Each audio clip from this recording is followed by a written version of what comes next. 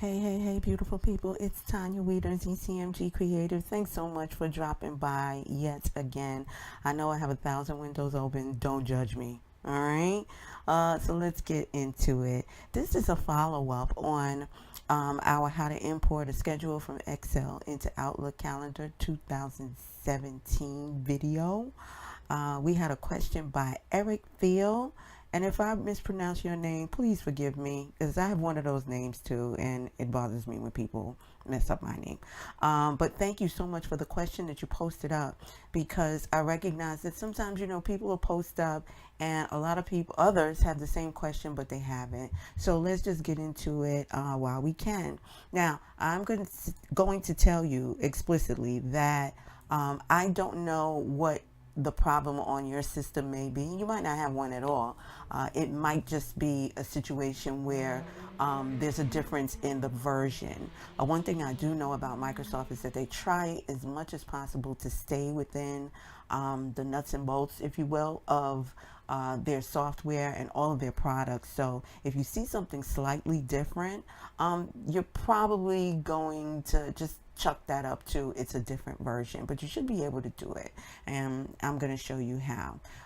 When last we spoke in the last video, if you wanted to share your entire calendar, it would look like this. All right, immediately after you uploaded or imported your CSV file, and from there it would automatically generate this ICS file that can be used across platforms, whether they be Android or iOS devices. Okay, but when you are doing this as an afterthought, that's the best way I can describe it. What will happen is that when you go in, I'm just going to select a random cell here. Instead of shared calendar, now it changes to email your calendar. And it's the same deal. You're going to wind up with the same format as this. Okay, that's if you want to send the entire calendar. I don't think that that's what your question was, but just in case, because I want you to know we're thorough over here. So if you wanted to select one event, right, that you wanted to invite people to, you would select it, and then you would go to add or remove attendees. Now, if you hadn't previously invited folks, this would just say add attendees. Okay, so I have some folks here. So what you'll see is that there are two windows that pop up as opposed to one. Why? For that very reason, we already invited someone here. And you'll have the opportunity to go into your contacts and pick and choose who else you would like to send an invite to. If they are not in your contacts, no problem, just cancel it out. Get that individual's email, but not before you delete the person that you previously sent to, because you don't want to send it to them in duplicate and cause a little bit of confusion. And then what you would do is just paste or type in the invitee to your event here. Then if you made any grammatical errors, which I did here, you can correct them here, and then you're done. You click send update and it's done. All right, so I hope that helped you. I'd also like to show you some really cool things as well, because the last video was done in 2017. I have no idea where all that time went, but here we are in 2018, and some things have changed. Now, I'm in the beta side of Outlook on the OneDrive cloud system.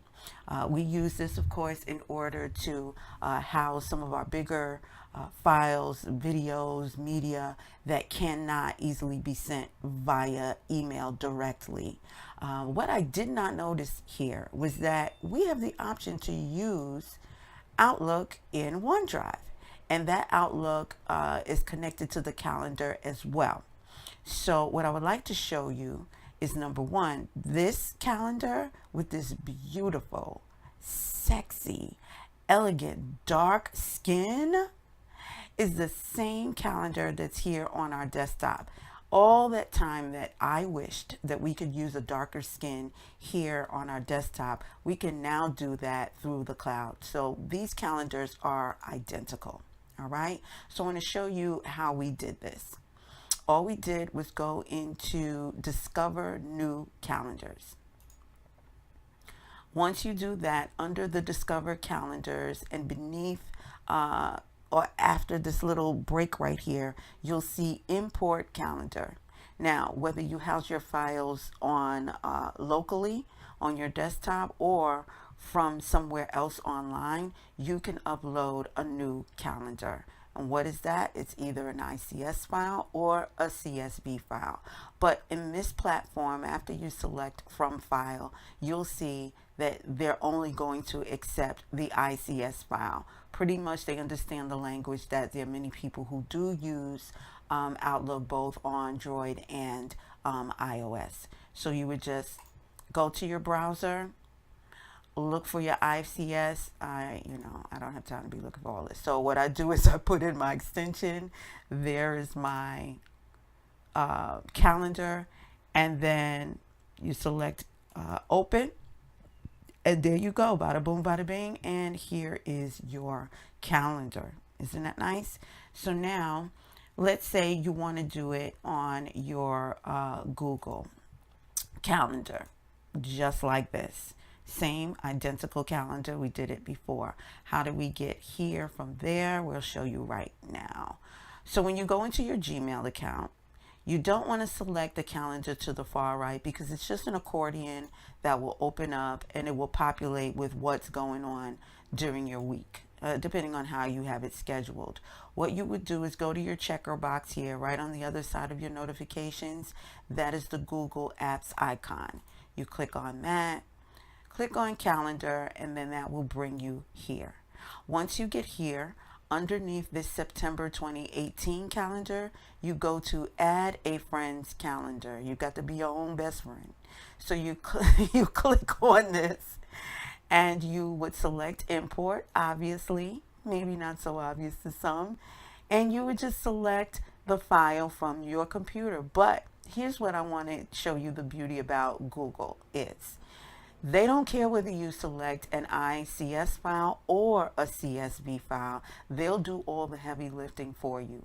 So you just go in, select from your folder, CSV, whatever you wanted to, RESP, CT, all of that. You go in, you select, open, same deal, and you'll be at the same place. But this time it's going to be on your Gmail account or your Google Calendar. So I hope you'll learn something from here.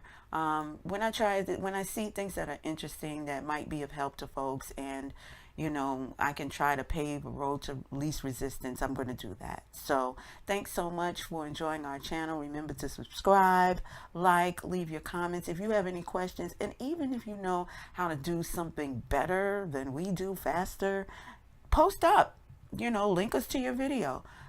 It's a free world. So I'll talk to you soon. Have a great day. And again, thanks for watching. Bye-bye.